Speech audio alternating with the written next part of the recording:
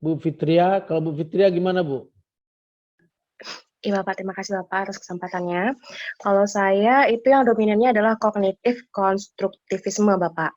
Karena Nah, saya melihat cara mahasiswanya itu berproses dari awal hingga akhir, apakah mahasiswanya itu aktif bertanya, menjawab, berdiskusi, karena kebetulan saya adalah dosen pengampu bahasa Inggris, jadi memang harus keaktifan dalam berekspresi, mengucapkan pronunciation, conversation, seperti itu Bapak.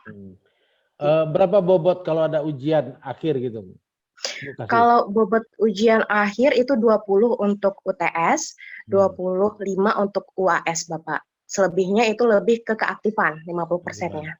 Oh gitu, berarti lebih besar di keaktifan. Ya. Kalau Bu Imas gimana Bu? Iya, kalau saya lebih kepada behavioristik dikombinasikan dengan kognitif konstruktivistik, Pak. Karena background saya ilmu gizi, jadi dalam kesehatan kita punya standar-standar yang harus dipenuhi oleh nakes yang nanti akan diuji di uji kompetensi, begitu Pak. Jadi dalam praktik pembelajaran saya lebih, mungkin kalau saat ini lebih dominannya ke behavioristik, karena dari evaluasi capaian juga lebih mudah mengevaluasi yang behavioristik. Sementara kalau kognitif konstruktivisme itu lebih saya aplikasikan untuk beberapa mata kuliah yang lebih dominan kita membutuhkan pemikiran mahasiswa dalam metode yang saya susun dengan student center learning, seperti contohnya dalam mata kuliah metode penelitian gizi yang saya ampu.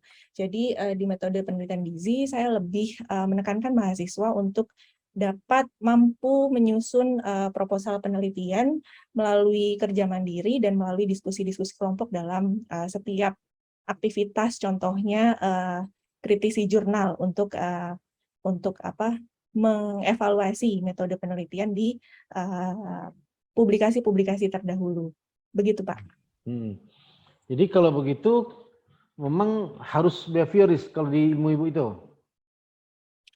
Kalau untuk beberapa capaian pembelajaran, kalau menurut saya untuk beberapa capaian pembelajaran mata kuliah, saya lebih menganggap bahwa teori behavioristik yang paling sesuai.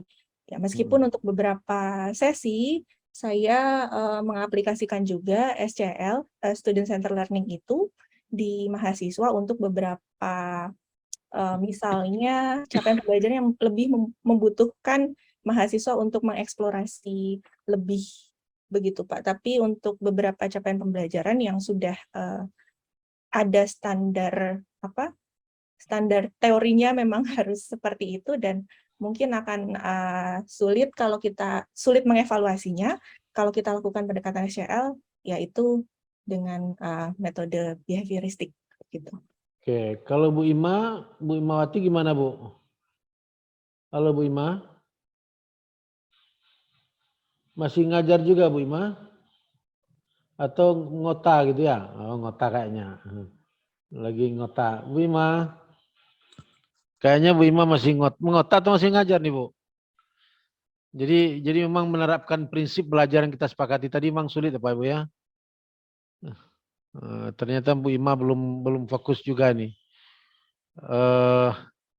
Baik, selanjutnya kalau saya minta Pak Sandi, gimana Pak Sandi? Baik, terima kasih Pak. Kalau menurut saya dalam metode penilaian, saya mungkin memakai 4 teori ini Pak gitu. Gimana?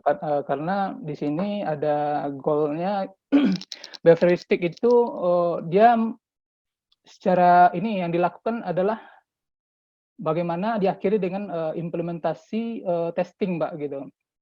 Jadi di sini kita ada praktikum implementasinya dalam sistem operasi, gimana hasil dari ujian tersebut dites sukses keberhasilan, dan pun di sini kalau terjadi ada kesalahan tidak fatal seperti masalah ini ya Pak ya, kedokteran tadi. Jadi kalau ada terjadi kesalahan, mereka bisa mencoba mengulangi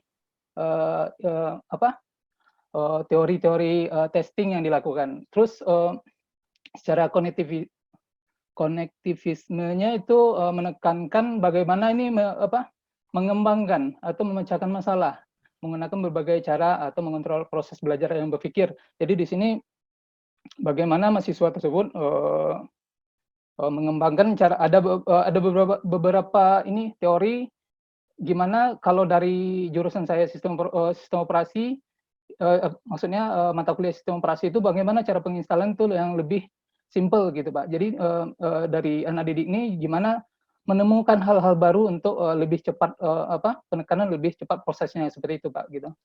Saya rasa seperti itu. Oke, baik. Nah, jadi itulah Bapak dan Ibu keempat teori, 4 kajian itu yang kita pelajari, tetapi itu bisa Bapak Ibu kembangkan. Artinya apa? Pertama, tidak satupun teori itu akan efektif pada semua strategi pembelajaran. Jadi tidak satupun teori itu akan efektif untuk semua. Ini contoh Pak Ibu ya, contoh. Dulu kita kalau di SMA itu ada kurikulum 13. Kurikulum 13 itu pendekatannya dulu pendekatan saintifik. Dan itu pembelajarannya mapel apapun kan dengan pendekatan saintifik. Sehingga ada guyonan dari teman, apapun minumannya, apapun makanannya, minumannya teh botol sosro. Nah, begitu juga apapun materinya, pendekatannya adalah saintifik. Nah, itu diinukan. Jadi artinya apa? Memang tidak satu pintu yang pertama. Yang kedua, kombinasi dari beberapa teori itu sangat tergantung kepada karakteristik dari peserta didik dan karakteristik mata kuliah yang kita pegang, keilmuan yang kita pegang. Jadi penggunaan teori itu ditentukan oleh karakteristik peserta didiknya atau mahasiswanya dan keilmuannya. Karena masing-masing keilmuan itu punya karakteristik tersendiri. Tidak bisa sama. Dan yang ketiga, Bapak dan Ibu, kesimpulannya, pembelajaran itu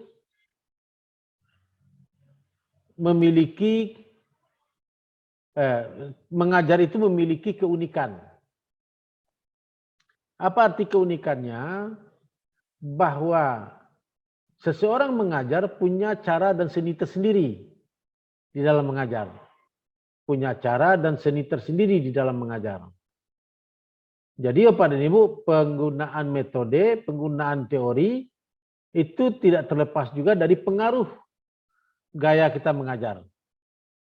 Masing-masing kita memiliki gaya mengajar tersendiri. Dan inilah merupakan variasi dari, disitulah keunikan atau disitulah menariknya mengajar itu. Di satu sisi kita menghargai, harus mencermati kondisi didik. Di satu sisi lain kita juga harus mencermati kondisi dari keilmuan kita. Di sisi lain kita juga mencermati karakteristik cara kita mengajar. Seni kita, bahwa mengajar itu adalah seni. Dan itu merupakan kekhususan tersendiri. Oke, ada pertanyaan Pak dan Ibu terkait dengan teori belajar? Silakan Pak dan Ibu, ada pertanyaan dari teori belajar, silakan. Izin bertanya Bapak. Ya. Ya. Tadi Bapak bilang bahwa teori humanistik itu lebih menekankan ke kemampuan apa adanya si mahasiswa ya Bapak ya. Di sini ada pun yang apakah yang ingin saya tanyakan, apakah Finlandia itu sendiri menerapkan lebih menitik beratkan ke teori humanistik ini Bapak? Karena kita tahu Finlandia merupakan salah satu negara bahkan yang paling tinggi, bahkan nomor 1 pendidikannya itu bagus di dunia. Itu Bapak. Terima kasih Bapak.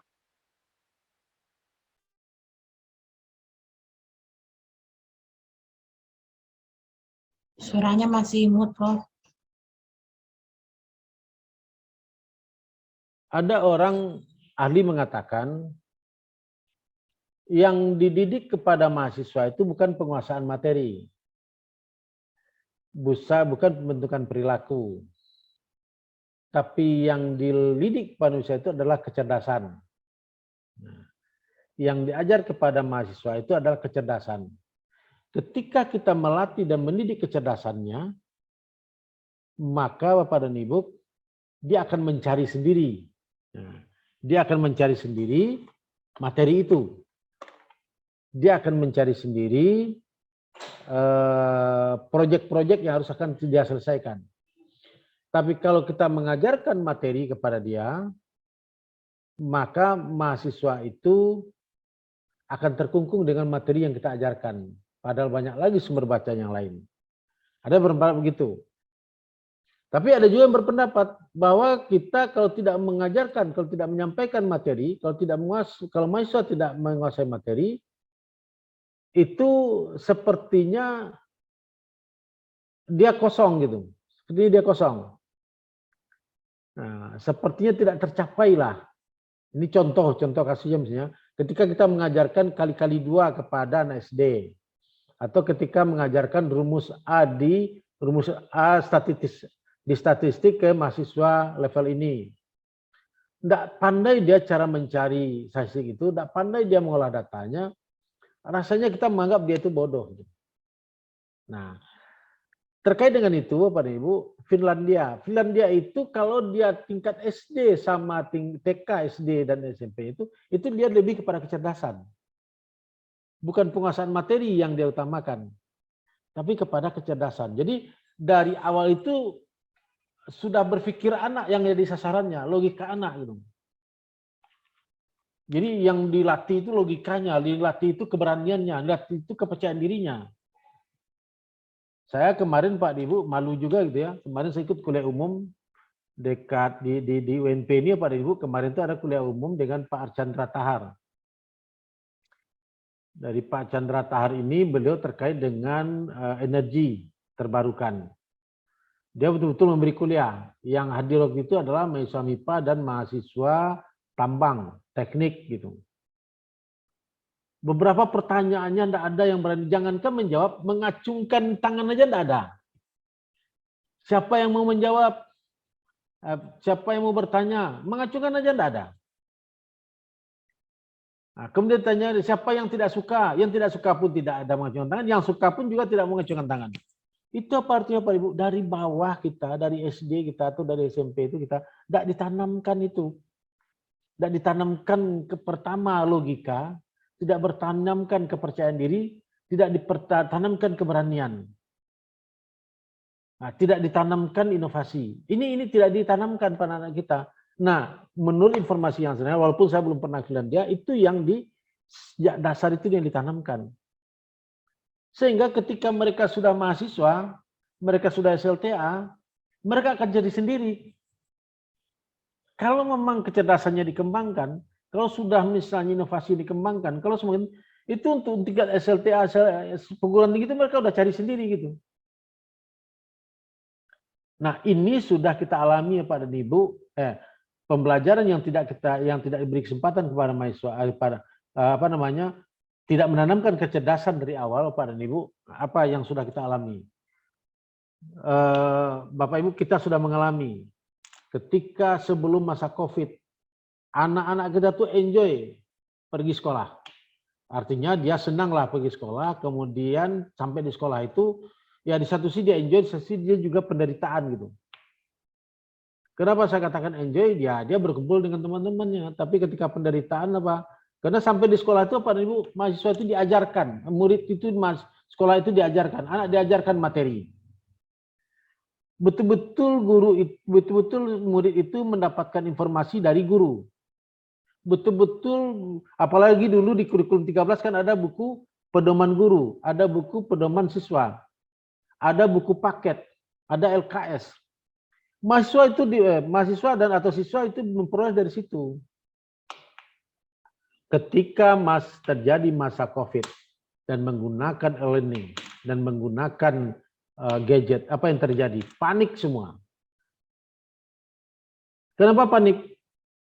Karena sejak awal di sekolah kita itu, murid kita itu diajarkan ketergantungan kepada guru dalam mengajar. Kalau dia tidak berhadapan dengan guru, tidak terasa dia itu mengajar. tidak terasa dia tuh belajar.